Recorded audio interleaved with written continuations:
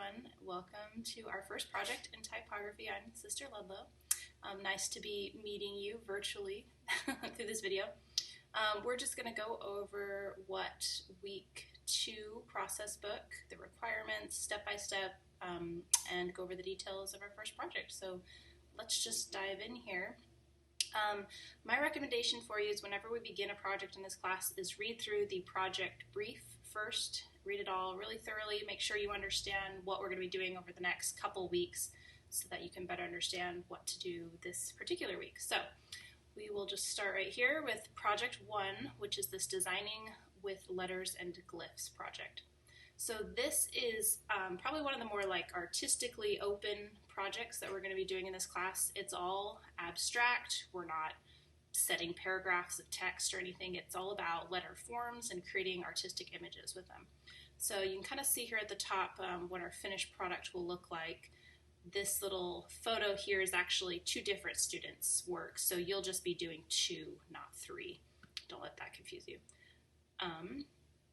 But if we start reading through the list here, it says students' designs are created with serif and a sans serif font.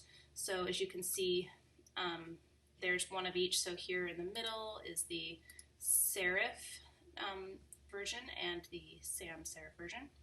So to complete this assignment, here's the specifications, you will have 2 compositions. Each will be 6 by 7.5 by 8 inches tall, and you'll be given this mock-up here, how it's showing the finished products pinned to this board. That's a Photoshop mock-up that you'll be given so you can plug in your finished work so it can be presented nicely. So you'll be doing 2 compositions, and each one will be a different font. So one will be this sans serif Neuhaus Grotesque, and the other one will be Stempel Garmin Roman, which is a serif font. So just use one font per composition. We're not mixing them in this assignment. And make sure that you're using the Neuhaus Grotesque bold and the Stempel Garmin Roman version. So it has to be those particular versions, bold and Roman. So each composition must contain 5 to 8 different glyphs. So they define a glyph as any of the figures in the character palette. So that could be upper and lowercase letters or numbers. I don't think they want you to use symbols. Oh yeah, right here. Only use alphanumeric glyphs, numbers and letters. So no punctuation, no exclamation points, question marks, anything like that.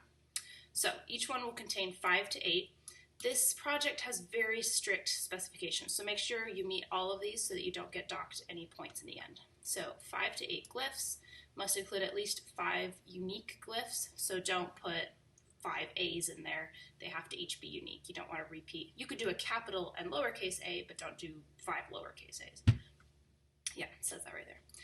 Okay, and you want to highlight different elements of typographic anatomy. So in your finished process book for this next week, you'll need to identify these different parts, so make sure that you have these showing in your piece. So a stem, counter space, spine, bowl, ascender, descender, loop arm, and crossbar. And your readings and things from these weeks should go over what those are. If you're still confused, just Google it and you'll be able to see exactly what a stem looks like, or a bowl, or a spine. All right, each glyph must be all black or white, so no grays, no colors, just straight black and white, 100%. Let's see if anything else. Don't outline them. And it should be abstract, so don't make pictures. I've had students in the past make the mistake of, well, I'm going to make a flower or a sun out of the letters. Don't do that. It's all abstract. It's just about the forms and the style, elements, and principles of design. If you kind of need a refresher on what the elements and principles of design are, I'll put a link in this week's announcement so you can kind of review those basic principles that you can incorporate into this work. And showcase the personality of the font. So those are your specifications. So as long as your finished piece meets all of these, you should be getting your full points.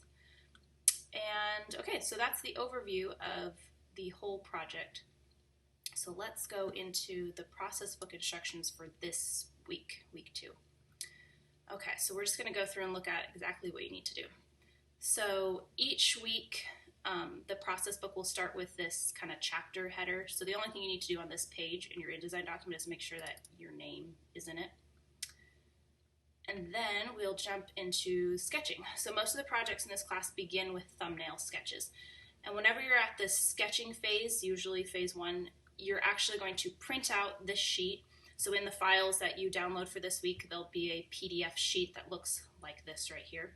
You'll download it and you're actually going to draw on it and then scan and re-upload it into your process book.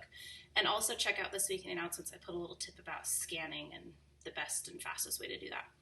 So you're going to do 24 of these thumbnail sketches. So 12 will be for the sans serif, 12 will be for the serif. These little red dots, if you see these kind of on the side, they just want you to drag these onto like your favorite 3. So I'll show you what a sample of that looks like. So here's a student that printed it. They actually did a little sketch. They drew it. These sketches can be pretty loose. It's really just for you, so as detailed as you need to understand. But obviously with this one, you do want to show that this is a serif font versus a sans serif font, so you can see they kind of got detailed enough to show a little bit of the personality, but again, you're still in the sketching phase, so nothing too fancy. And then they dragged the little red dots to show which ones they thought had the most potential to then move on to the next step.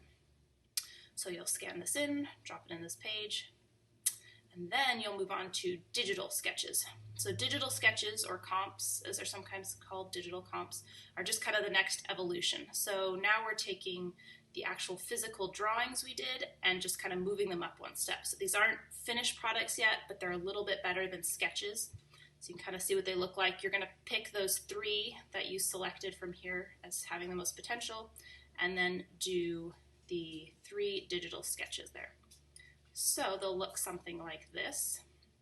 So as you can see, they're not exactly finished products yet, but they're a little bit more detailed than the sketches. So it'll look like this. Make sure I'm not leaving any information out here.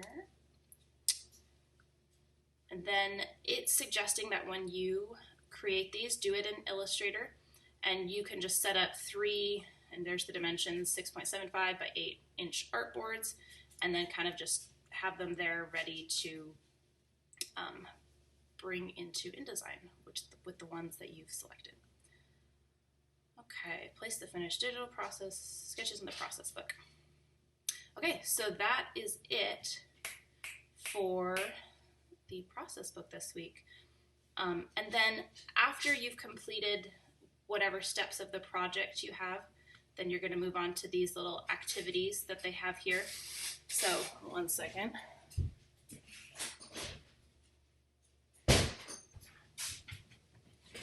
Sorry, those of you that have pets know that when a dog needs to go out, you gotta let him out the door. So as I was saying, you're gonna move on from the project portion of the process book, and then each week will also have an activities portion in it, and usually they're just a little practice with drawing letters. So again, you're gonna print out this sheet from the files you downloaded this week, and you will do a little tracing exercise here. So I shouldn't say tracing, you're going to practice drawing the letters. So you'll just look over here at the one on the left and replicate it over here. There's further instructions on the page and you can follow along. So you'll do one for Stempel Garmend, one for Neuhaus Grotesque, print and scan and put back in the process book. Then each process book every week will also have one of these ponder modules. This is kind of just a little journaling page. So just kind of follow the instructions. We'll ask you some questions about your process this week, how you thought and felt about the project, what did you accomplish, things you want to do differently. Make sure you fill up this page, or at least a good percentage of it, 75, 80%, because when I'm grading it, that's what I'm looking for, is that you've actually just filled the page with your thoughts and things. So just make sure not to cut it short. And that is about it for this week. So real quick, before we sign off in this video, I just wanted to show you some examples of some past student work for this project to kind of get you inspired. So let me hop over here. So here's what your finished projects will look like again next week when we put them into this PSD mockup. So here's one student that had the serif and sans serif. This one I thought was really interesting. They kind of had a grouping of letters on a diagonal, which was unique. And then this one felt very different from their serif one, which is okay. You can feel similar, different. This one kind of takes a more bold approach. It fills the whole page in a more pattern rather than kind of a symbol style. There's one example. Here's another one. This one has predominantly black space on the page as opposed to white. It's an interesting one. This one feels maybe busier than the others, but that's okay. There's no wrong way to do it. It can be very busy, very minimal, however you want to interpret the assignment, as long as it meets all of those specifications. There's another example, another one, another one. So this one, just so you note, they did have 3 of the same character, which is not allowed per the instructions, so just note that that one was done a little incorrectly. Oh, here's another one. This one I really liked how they had one big 9 followed by some smaller letters. I feel like a lot of students that are successful with this have a mix of really large letters and then really small letters instead of all one or the other. And then here's another example. So you can look at those, and I will also attach to our announcements this week.